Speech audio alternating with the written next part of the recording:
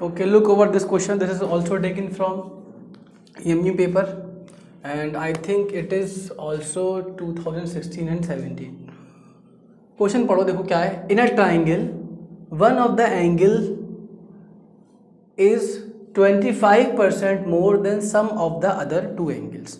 यानी एक ट्राइंगल के अंदर क्या है, जो एक एंगल है वो अदर टू एंगल से 25% ज़्यादा है.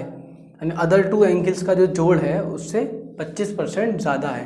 यानी क्या बात हो गई, अगर मैं कह दूं कि एक ट्राइंगल में एक मान लो एंगल ए है और एक एंगल बी है और एक एंगल सी है, ये तीन एंगल हैं, तो क्या कहा गया है कि जो एक एंगल है वो बाकी दो एंगल के सम से 25% ज़्यादा है. इसके बाद इसका मतलब क्या हो गया कि मैं ऐसे लिख सकता हूँ इसको, जो एक एंगल है वो बाकी दो एंगल के सम से, अगर मैं दो एंगल का सम दिखाऊं तो आपको होगा ये होगा दो एंगल का सम, है ना. लेकिन ये इसके इक्वल नहीं है, क्या है, 25% ज़्यादा है. यानी इसके अंदर अगर मैं क्या और जोड़ दूं, बोलो. अगर मैं कहूं कि नहीं खाली इसको दिखाऊं तो कहोगे कि एंगल बी प्लस सी यानी sum of this two angle is equal to the one angle, यही तो है. लेकिन इक्वल नहीं कहा गया, क्या कहा गया, सम ऑफ द टू एंगल्स जो है ये वाले, ये और इसमें कंपैरिजन दिया गया है कि ये वाला एंगल 25% ज़्यादा है, तो इसमें 25% और जोड़ना पड़ेगा, है ना.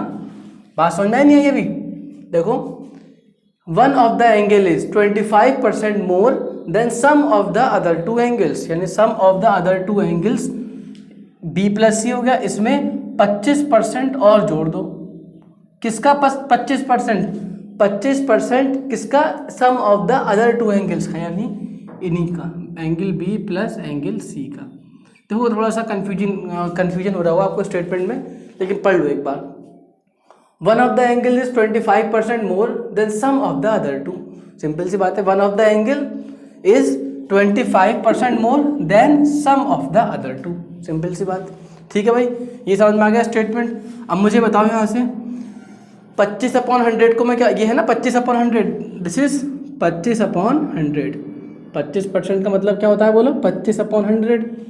और 25/100 को मैं लिख सकता हूँ कैसे, बोलो, 0.25 लिख सकता हूँ, नहीं लिख सकता. ठीक है भाई, 0.25. तो दिस इज 0.25. ओके, यहाँ पर क्या है, यहाँ कुछ नहीं है, मैं कह सकता हूँ 1 है बेटा यहाँ पर. बात समझ में आ गई. तो मुझे बताओ, ये आपका 0.25 है, ये 1 है, तो पॉइंट, और ये तो सब सेम है, एंगल बी प्लस सी, एंगल बी प्लस सी, ये सब सेम चीज़ है. तो 1 प्लस 0.25 कितना आ गया, 1.25. तो मैं डायरेक्टली देखो यहाँ पर लिख रहा हूँ 1.25 किसका, angle B plus angle C का. ये बात समझ में आ गई होगी मेरे ख्याल से, कैसे लिखा है. अब देखो यहाँ पर एक समझ लो, एक इक्वेशन आ गया हमारे पास. अब हम दूसरी बात ऑलरेडी जानते हैं कि तीनों एंगल का जोड़ कितना होता है, बोलो, 180 degree, angle sum property of triangle. तो यहाँ से अगर मैं कहूँ कि मुझे बी प्लस सी बता दो कितना हो गया, तो सर बी प्लस सी जो है आपका वो आ गया 180 माइनस एंगल ए. सिंपल सी बात. ठीक है, तो जहाँ पर लिखा हुआ है एंगल बी प्लस सी, वहाँ पर लिख सकता हूँ क्या, बोलो, 180 माइनस एंगल ए, यानी 1.25. और यहाँ पर आ गया, बोलो कितना, 180 माइनस ऑफ एंगल ए. ठीक है, चलो इधर देखो बेटा. अब मुझे बताओ मल्टीप्लाई करके 1.25, इधर देखो, इधर 1.25 180 को मल्टीप्लाई करके बताओ कितना हो रहा है. 1.25 और 180 को मल्टीप्लाई करो, कितना आ रहा है, बताओ. 1.25 और 180 को कितना आया मल्टीप्लाई करके, कैलकुलेटर से बताओ करके. और ये आ गया 1.25 ए. बताओ ये कितना आया, 1.25 और 180 को बताओ कितना आया, जल्दी करो.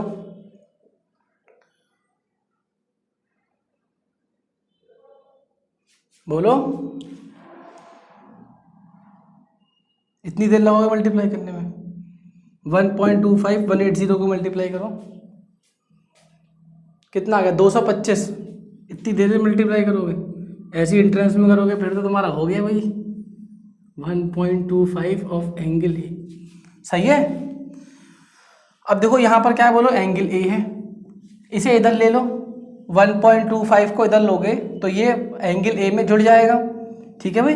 तो बोलो यहाँ पर अगर मैं लूँ तो यहाँ पर क्या है बोलो, 1 है ना, कुछ नहीं है तो क्या होता है 1 होता है। ये 1.25 हो जाएगा, वही प्लस में हो जाएगा, तो प्लस 1.25 और प्लस 1a क्या हो गया 2.25 होगा, नहीं हो गया 2.25 हो गया a। ठीक है भाई। यहाँ पर क्या बचा 225 बचा। इतनी बात क्लियर हो गई।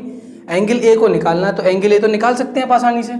एंगल ए कितना आ गया, एंगल ए आ गया आपका 225 अपॉन 2.25, पॉइंट हटाओ ऊपर 2 0 लगा दो, ये पूरा कट गया, कितना आ गया 100 डिग्री। तो एंगल ए कितना आ गया बोलो 100 डिग्री। अब पूछा क्या गया है, जो 3 एंगल है उसमें से लार्जेस्ट एंगल की वैल्यू पूछी है।